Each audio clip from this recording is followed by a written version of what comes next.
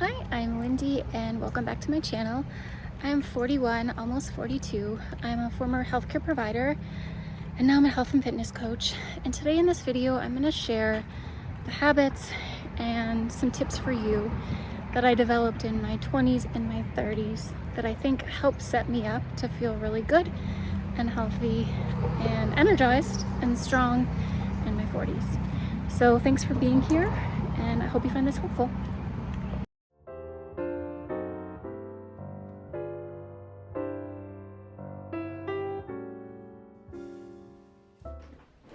Good morning. So if you are like me, a lot of you are probably sitting at your desk or sitting a lot during the workday. Unless you're lucky enough to have a job where you're on your feet or maybe you work taking care of your home. I don't know. So if you're gonna get more than 10,000 steps a day, which is my goal right now, 10 to 15,000 steps a day, it takes a lot of intention. So some days that looks like waking up early and going out for a morning walk outside, even if it's 10, 20, 15 minutes. That also might mean hopping on the treadmill at the start of the day. But that doesn't always happen. Today was a day where that did not happen, and right now it's 10:40 and I'm just shy of 3,000 steps. So I will have to get in a longer walk at some point during the day or a few smaller walks. I do plan on going to the gym after work. I just have time later on. My family has other plans, so I will get at least a half-hour walk, maybe more depending on where my steps are. Now, it's not just about steps. When I get more steps, it's not just the sake of meeting those steps. I feel better, my legs look different, I have an easier time losing weight or maintaining weight if I'm in a maintenance phase, and I sleep so much better. And it's really just like a mental break from the day. So if you are new to walking or intimidated by adding more walking, there are so many benefits beyond just hitting the 10,000 steps for the sake of it because you think that it's a healthy thing to do. It's really addicting and you will miss the days when you don't meet that goal. So what I would recommend if you are trying to work on this is find a place to write down a schedule for the week. I use a clipboard for really all things in my life to stay on track. I am a pen and paper type of person, and fitness is part of that. So I will do Sunday through Saturday on here, like what my goal is for that day, what I'm doing for strength training, or if I'm doing something else like maybe a class. But I typically just focus on walking and strength training for my fitness right now. So I encourage you to do the same. It even helps taking it a step further and like literally planning the time of day that you're going to do that by looking at the week ahead of you. There is something about the behavioral psychology of writing it down that makes it easier to stick to that plan. So follow me along during this video and then in future weeks as I give more tips about how to just make it part of a daily habit, or if you just want to see me progress through my own goals.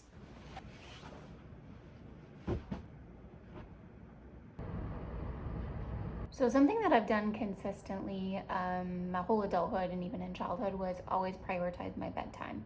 That was throughout undergrad, that was when I was a teacher in my early 20s, that was during grad school, many different jobs being in healthcare. Now, there are seasons of life where that's just not possible, like when your kids are little, but outside of that, like when you get tired at night and you feel like you just need some sleep, like go to bed. It always pays off. You're gonna feel better the next day, and I think it's been really helpful for helping me avoid getting sick all the time as well. Even when I was in healthcare and, working around sick patients all the time. So get to bed. There's no excuse. Like, stop doom scrolling, stop watching TV late at night. Like, go to bed, find the sweet spot that works for you. I find I do best with 7 to 9 hours, and so figure out what works for you, what makes you feel best, and stick to it.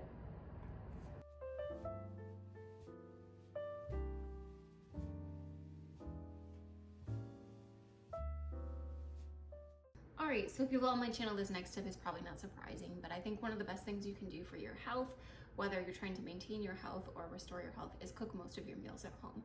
So real whole foods, single ingredient foods, pair them together, any combination you like, trying to keep protein high so that you feel full after your meals and you don't feel the desire to snack. Tonight I made a cucumber, yellow squash, and zucchini salad. I just shaved this with this like little chopper thing I have, with some lemon juice, pepper flakes, salt, pepper, and a little bit of olive oil. And it is early summer, so strawberries are really good right now. So strawberries, some fresh mozzarella, and a little bit of balsamic vinegar as a drizzle. And then I'm gonna grill up some salmon as well. So typical night, vegetables, some sort of protein, maybe another side. I do have some rice for people who want rice in the house.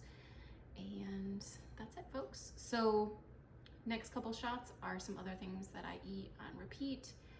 I love eggs. I love all kinds of fish, love seafood, beef, chicken, you name it. Important thing is finding the proteins that you enjoy, because that's what's going to be most sustainable. Vegetables too. All right. Eggs are such a great staple to have at home for any meal. They're satiating, they're full of healthy fats, and if you're like me, you don't get sick of them. I like hard-boiled eggs too, although they're not pictured here. And I like them for dinner in the shakshuka. If you haven't made, please give it a try. A lot of people are intimidated to make fish at home. I hear this all the time. So start simple. Baking is your friend. Parchment paper, 400-degree oven, select a piece of fish. I use some Dijon, some lemon juice, butter, so good. This one, I pounded out the salmon with like a meat mallet and then threw a topping in there and rolled it up. And then I used this skewer that I have, this metal skewer, to keep it all together in the oven. Again, 400-degree oven, and then I cooked it till the fish flaked through, and it was so good, and it felt special, and I'll make it again. This one was inspired by some restaurant that I ate at like 20 years ago when I lived in New Orleans. I haven't really made it since then, but I will definitely be making this one again. It was really, really good, and fish is high in omegas, and I just really like it. So, don't be intimidated by fish. Give it a try. It's easier than you think.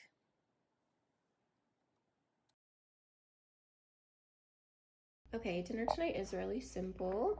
We have some air fryer chicken wings. I made a buffalo sauce and an Asian sauce, and then, you know, all the things that you'd want with chicken wings. Celery, carrot sticks. I happen to like blue cheese and some tomatoes. And then for people who like ranch in the house, I typically make ranch, but I found this new one that's made with avocado oil, so I think people like it so far. All right, I also have a baked potato, or a couple baked potatoes in the oven as well. Very easy and so delicious.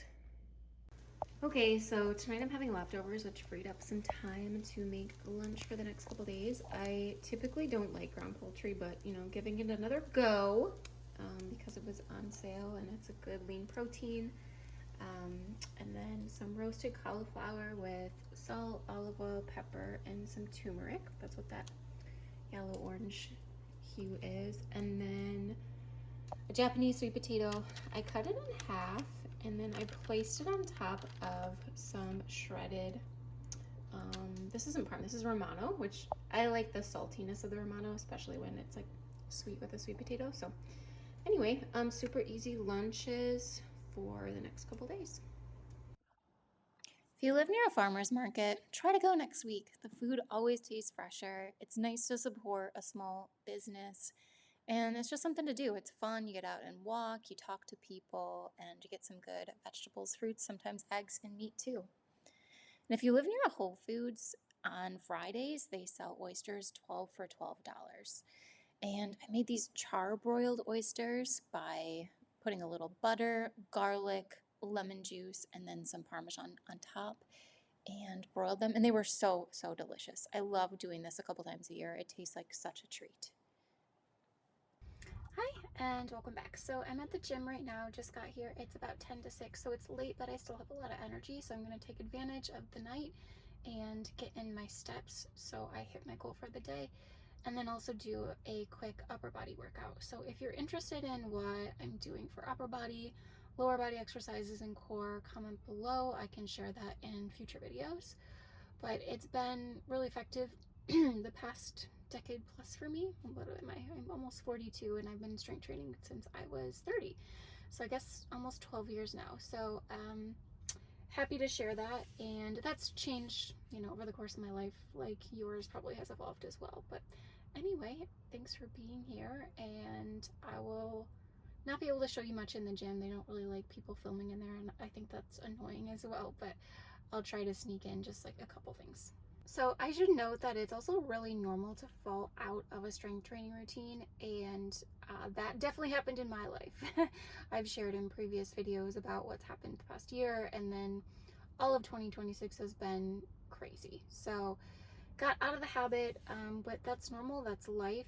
The important part is that you get back to it. So I've been back to it pretty consistently for about 8 weeks now, and it feels so good. And I'm at the point where like I crave it daily, which is like the best because it just takes away that inertia, or that, oh my gosh, I have to go to the gym feeling. It's like you shift into, I want to be here. So I'm really happy I pushed through that hard first few weeks. So if you've never experienced that, sometimes you just have to start, and then once you're in the swing of things, it gets so much easier and you do start to crave it.